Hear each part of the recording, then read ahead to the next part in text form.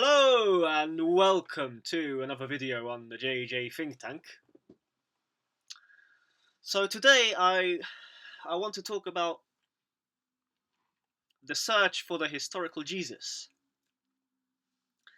And I wrote this article after reflecting on two books that I read. One called The Life of and Times of Jesus of Nazareth by Reza Aslan, and the other one is by E.P. Sanders, The Historical Figure of Jesus. And these two books go into Christological topics. So they discuss Jesus from the point of view of whether he was fully divine, yes, fully God, or whether he was fully man, or a mixture of the two. This is how I understand the issue, and the more you go into it, the more you dive into the issue of Christology, then the more fascinating it becomes, because it's quite important, right, to know the nature of Jesus, his spirit, whether he was, yes, as I said before, fully man or fully God, or a mixture of the two. Because when we reflect on this, then we realize that all the religions start to have a different perspective on Jesus, right? So Christianity believes that Jesus rose from the dead and that he was fully man and fully God, whereas Islam believes he was only a prophet, right? So, and that he didn't rise from the dead. Whereas Judaism, obviously, they rejected him, right, and crucified Jesus. So this topic became interesting for me after listening to a person called Jay Dyer, and Jay Dyer is a YouTuber. He's quite famous now. I started following him around 10 years ago when he wasn't that famous. Yes, around 2015, I think I started following him, listening to him. And obviously he has his own view on the Christological nature of Christ. Let's define this though properly, because obviously I don't know much about theology. I'm not a theologian. I'm just analysing this on a surface level. But here let's read about this. So Christology is the branch of Christian theology relating to the person, nature, and work of Jesus of Nazareth. It explores the union of his divine and human natures, the incarnation, his teachings, death, and resurrection. Central to Christian doctrine, it seeks to understand Jesus as Messiah, Lord, and Son of God. So yeah, I always say Jesus is Lord. Jesus is Lord. This is I think in a humoristic way, obviously, but it's in a serious way as well at the same time. So yeah, so this is we can see here. This is what Christology is about. Yes, so it focuses on who Jesus is, specifically the mystery of being fully divine and fully human. Examines what Jesus did, including his ministry, atonement for sin, resurrection, ascension, and explores biblical designations such as Messiah, Son of Man, Word, and Logos. So we've got E. Michael Jones, yeah. So he talks about the Logos. So let's go to his Twitter here. We've got E. Michael Jones. He's another great thinker that I recommend everyone to listen to. Here he is, walking with a Bible and a gun. So he wrote this book recently, but here you see he says, "I hereby call for a Catholic-Islamic alliance against the Jews." Whereas this guy here, Frank McCormick, I hereby call for a Catholic-Jewish alliance against Islam. So can you see that these issues, these topics, they then lead to different alliances? I think there's some link there, right? Uh, because we see in the political arena now, so some people aligning more with Islam, some going against Islam, right? And Islam has an important role to play now in our historical moment that we find ourselves in. So let me sign in so we can see more information about Michael Jones, more of his tweets. Just it's loading now. Ah, it's gone.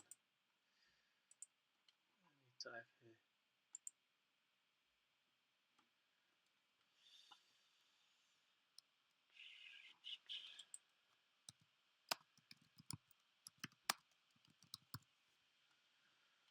Oh, what's going on with my laptop?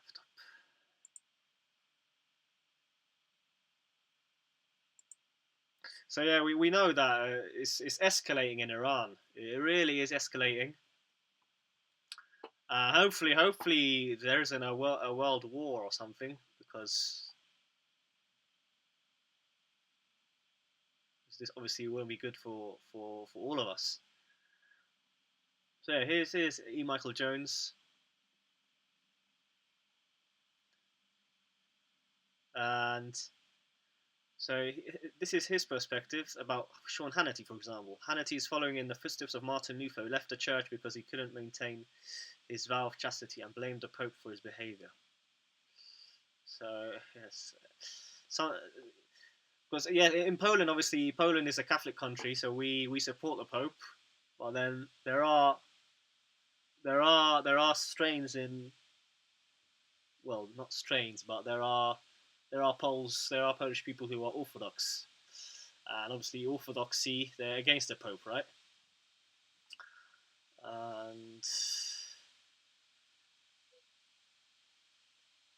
And yes, so yeah, E. Michael Jones, he criticizes Trump,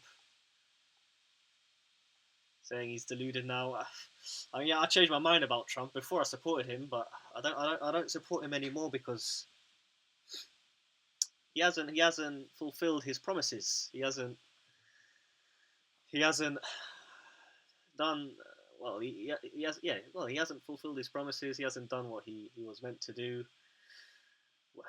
We voted him in because we wanted him to kind of stop all the wars for Israel, right, etc. But he isn't really doing that, right, at the moment. Maybe at any given moment things can drastically change, but at the moment it's not looking good for all of us, I think. Well, yes. Anyway, I think that's enough. Well, I don't want to extend the video for too long. But this is an important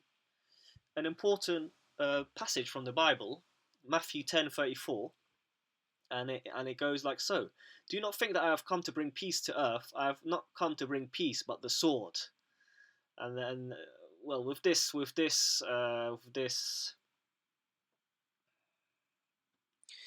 passage, we have a lot of controversy. Some people view this passage as Jesus inciting violence. So they view it in the literal sense, right?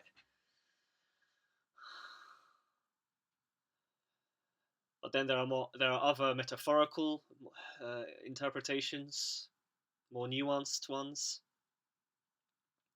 that talk more about how we have to make a change in ourselves. Yes, that we shouldn't be lukewarm. This is, I think, what this is my interpretation. This is what Jesus is telling us to do. He's telling us not to be lukewarm. He's telling us to open our hearts and become warriors for Christ. Yes, we could say, in a way. And let's analyze this. Let's analyze this passage. Let's see what AI has to say. I know it's not good to always rely on AI, but if you're a beginner with regards to these topics, then so Jesus indicates that his message will create profound division rather than universal harmony, using sword as a metaphor, yes, for the conflict and difficult choices resulting from following him. And that's true. I've noticed this in my life, yes. So the more the more I've started to believe in Jesus, then in some ways life has gotten tougher for me, because I have to make proper, well, not proper decisions, but difficult decisions, right? You have to follow Jesus, go with your heart, and commit to these difficult choices, right? Obviously, it's not easy. You'll probably slip and fall many times, but so referring here to the AI overview, this division often separates believers from non-believing family members. So in my family, I won't go into specific details, but I do have a feeling that maybe some of my family members do believe in Jesus, but others perhaps they don't. They have other views of religion, views on spirituality, and I guess there is some division within my family, but obviously, I think at the same time it's important to try and unite your family whenever possible. You try to be diplomatic, and you try to make things harmonious, yes, for everyone. But maybe Jesus is right. Sometimes maybe harmony is not good in the long run. Perhaps conflict leads to a greater good later on. We got this paradox, right? So this is like the Hegelian paradox, where we've got synthesis, antithesis, synthesis, and antithesis, and then a new order after that. Thesis, yeah. Synthesis, antithesis, thesis. In German, Aufheben! Aufheben! Yes, the boss. Germans, boss. They do me, man.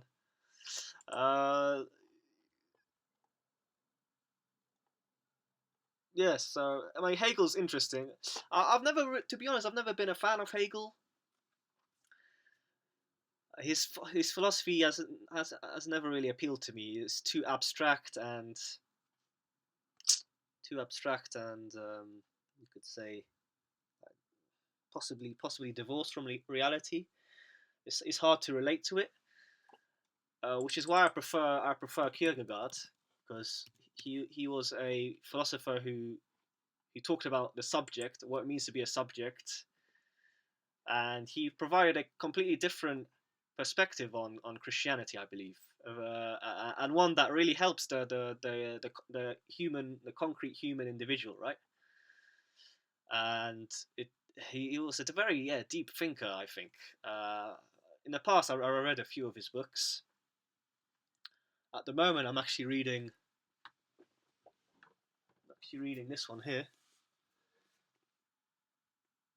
philosopher of the heart. So I lost my bookmark here. I think I was on page 150 or something, but hopefully I'll finish it tonight. But yeah, so he's a very interesting thinker, I believe. But anyway, let's move on, and let's see what I wrote down here. This is an old article, so I don't know if what I wrote was anything good, but This is my interpretation. Yes, so I have observed from the sidelines the debates surrounding Jesus and Christianity, and those concerning the differences between Christianity, Islam, and Judaism.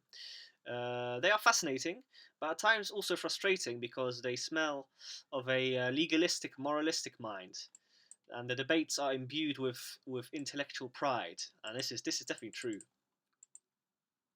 A lot of the debaters, they avoid each other, they don't want to debate, and because they don't debate, because they don't engage with the other, they don't confront the other. The truth isn't revealed, right? So I do there is truth to this, that when there is conflict, then a higher truth, a higher good comes as a result of the conflict, right? Oh yeah, and then I wrote dogmatic theology has gone astray. So, and then I wrote, at this stage in my journey, I wish to know more about the real historical Jesus, which I think has largely been ignored. So this is true, I believe. We know a lot about we know a lot about Jesus as Christ, yes. So Jesus as Christ emphasizes his divine nature, but we don't really know Jesus as man. What was he as a man, like as a human? Because we are humans. It's more relevant for us because we are humans, we are fallen creatures, and so when we approach Jesus from the perspective of his manhood, of what he was like a man, then I think we can get closer to him. That's my experience, and this is this is why I think sometimes to myself, what's the real Jesus like as a man and a human? What was his personality? Is this even a valid question? Obviously, here when we talk about Jesus as man, not as a divine, as the divine Son of God, we have to take into account the sociological perspective, and yes, I don't have the book here, but Reza Aslan in his book Zealot, the life and times of Jesus of Nazareth, he goes into this issue and approaches Jesus from the sociological angle, more so from a political climate, etc. And he views Jesus as a zealot. So this is more pejorative. This is mainly people would argue that this is a pejorative because it completely denies Jesus's divine nature. Yes, and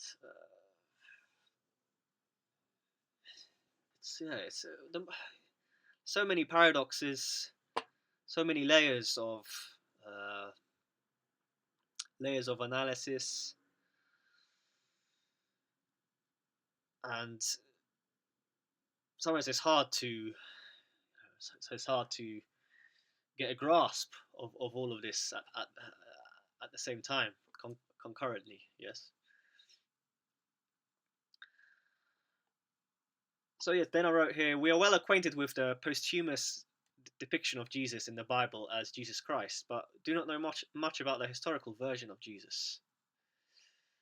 And so these are the two most famous books about Jesus from this angle, from this historical sociological angle. Yes, and they are Reza Aslan's Zealot, excuse me, and E.P. Sanders' book, The Historical Figure of Jesus. And what I wrote down here was that the most important lesson that I learned after reading these two books is that the Jesus depicted in the Bible in many ways is not close to the actual historical Jesus. The main reason for this being the fact that the Gospels were written many decades after the death and resurrection of Jesus.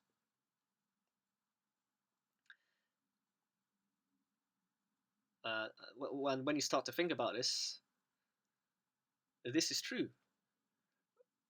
The Bible was written many decades after the death and resurrection, and so there must have been some distortions, yes, and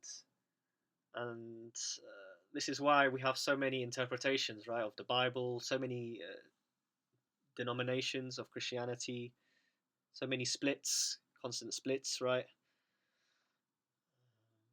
We've got Orthodoxy, we've got Catholicism, we've got Protestantism. It's madness, isn't it? It's madness. Too, too many strands of Christianity, and that's why there's. It seems sometimes that the divisions are a bit pointless, but also maybe at the same time necessary. It's you know it's hard to come to a judgment. So yes, as I said earlier, Reza Aslan, he presents Jesus in a more zealous light, and I actually like this presentation of Jesus.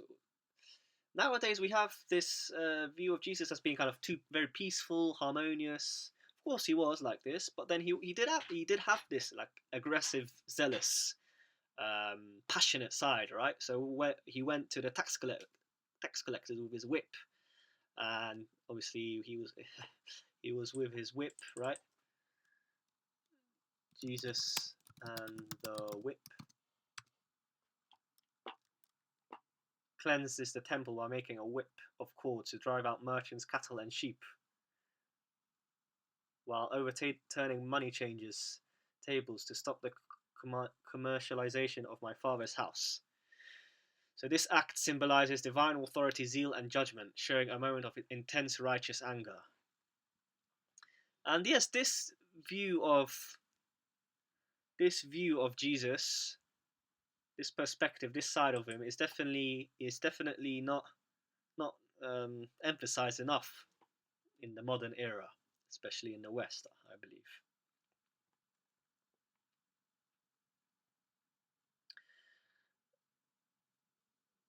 So yes, so as Reza Aslan wrote that Jesus was more zealous, he is someone opposed to directly both to the Pharisees and Rome. Now this was interesting for me. This was interesting. So if Jesus was against Rome and the Pharisees, then that means that orthodoxy is correct, perhaps, right? From the sociological angle, it's orthodoxy. But which strand of orthodoxy? This is the question now. E.P. Sanders, on the other hand, is more unorthodox in his approach, we could say, and he depicts Jesus as an observant Jew. So this is the Protestant angle, right? So Jesus was he didn't rebel against the Jews. Yes, he was observant. He had good relations with them, with the Pharisees. But and this is why I wrote it just so happened that he was crucified after some minor disagreements and events. So this is kind of what E.P. Sanders thinks.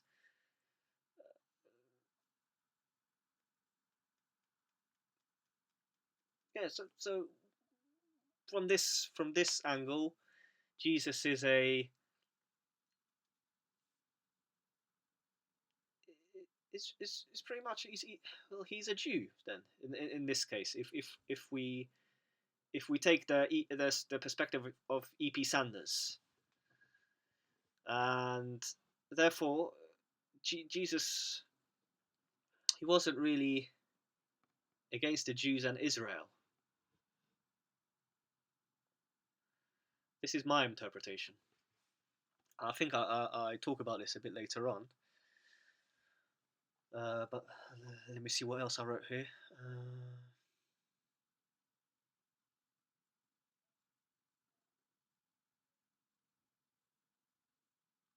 So Sanders emphasized the importance of Paul, but with some caveats, which I will highlight in a moment.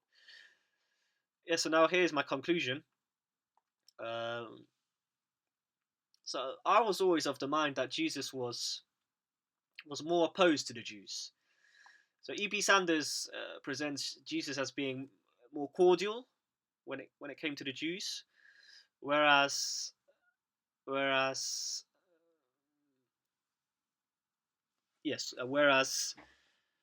uh, Reza Aslan has the as the opposite view, yes, that he was directly opposed to the Pharisees.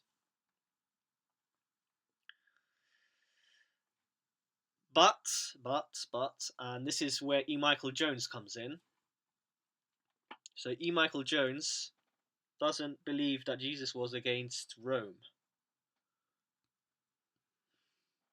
but he was against the Jews, whereas Reza Aslan believes that Jesus was against both the Pharisees and Rome. So here we have another kind of distinction, yes? There's a kind of a separation, yes, between the two views. But yes, E. Michael Jones has a radical view.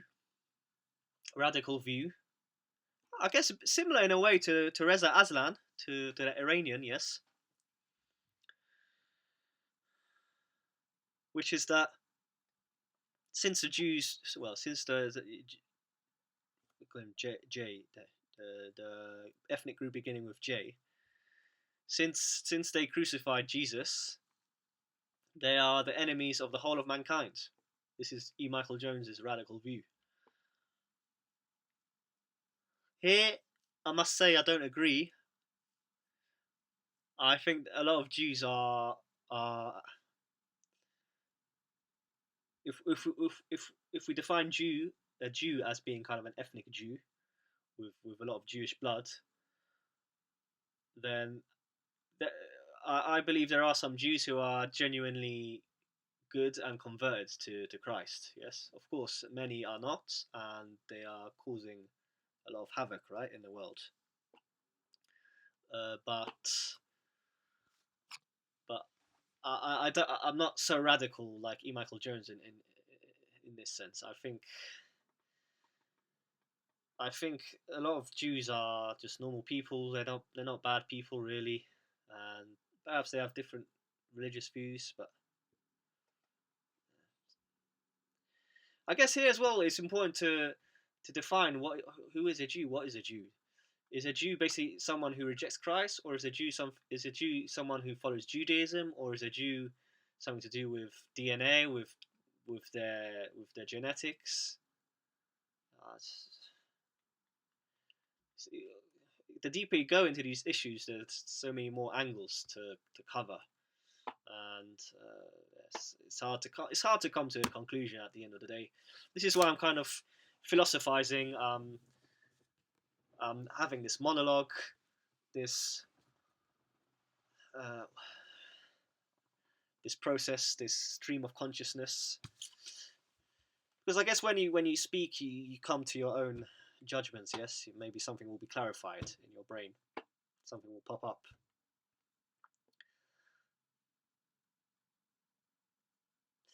So yes, to conclude, those two books that I mentioned, Reza Aslan and Historical Figure of Jesus, they were brilliant.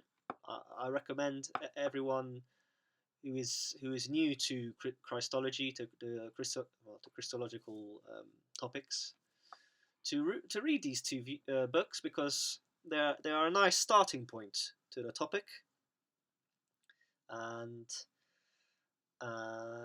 yes, many criticize Reza Aslan and his book because they say it's full of inaccuracies.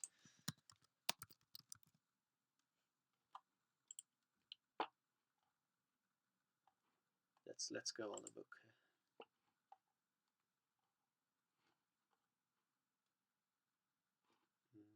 Let's go on Goodreads. Wait, this is a good place to check the book.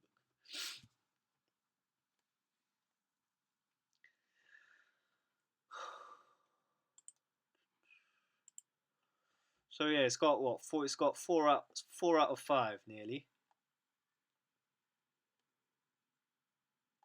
Aslan describes a man full of conviction and passion, yet rife with contradiction. A man of peace who exhorted his followers to arm themselves with swords. An exorcist and faith healer who urged his disciples to keep his identity a secret. And ultimately the seditious king of the Jews, whose promise of liberation from Rome went unfulfilled in his brief lifetime. Aslan explores the reasons why the early Christian church preferred to promulgate an image of Jesus as a peaceful spiritual teacher rather than a politically conscious revolutionary. This is So I mentioned this earlier, right?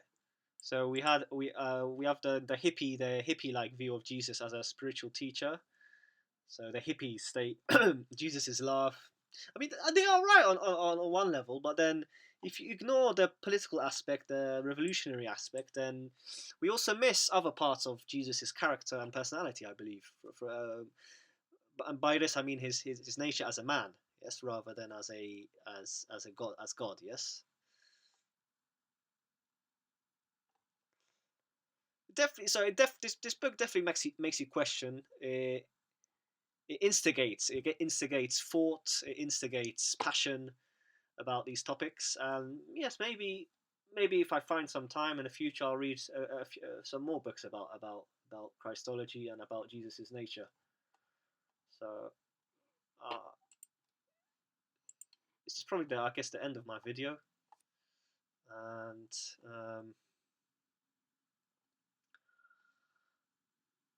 yes, I think I'll slowly come to a close. So yes, as I just mentioned, reading these two books paradoxically gave me a renewed sense of faith. But I guess with faith, we always have doubt, right? And it made me question my faith, but you have to believe, right? You have to have faith to keep on going, and to fulfill God's will for your life. So that yes, well, so that not for your life, but fulfill God's will in your life. Perhaps maybe that's the right way to put it.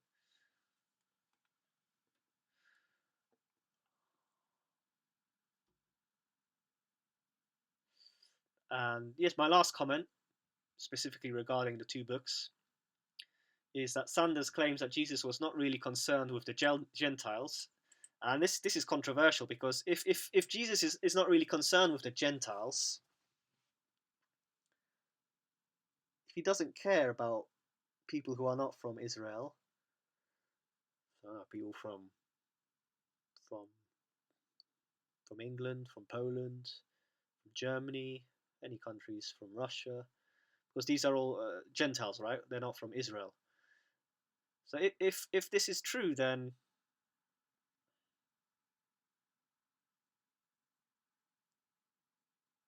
it makes us think. Makes us think, because then does Jesus only think and care about the fate of Jewish people and Israel? And therefore, many would say, oh, there's no point following Jesus then. And Reza, he also situates Jesus in the Jewish tradition. So it's definitely a great read. I think overall I preferred the Reza Aslan book.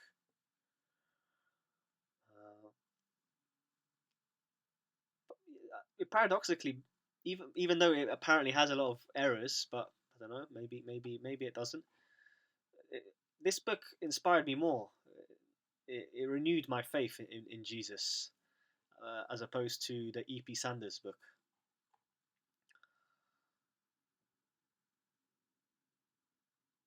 So yes, I finished my article with this paragraph. How much truth is there to the Christ we witness in the New Testament, or to the work of these scholars?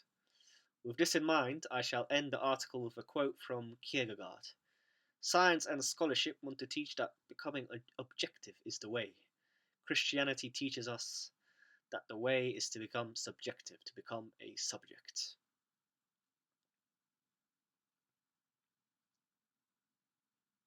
I definitely agree with this quote. Definitely.